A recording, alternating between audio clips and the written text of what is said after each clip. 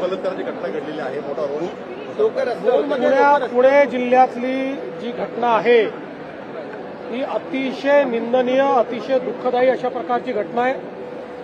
3-3.5 वर्षाच्या चिमुकलीवर 65 वर्षाच्या नराधमानं त्या ठिकाणी अत्याचार केला आहे आणि तिचा खून देखील केलेला आहे. आरोपीला अटक झालेली आहे.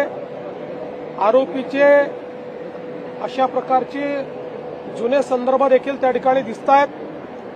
एकूणच या घटनेतनं समाजामध्ये मोठा रोष आहे. सगळ्यांनाच या घटनेमुळे त्या मुलीच्या बद्दल, त्यांच्या परिवाराबद्दल प्रचंड हळहळ वाटते.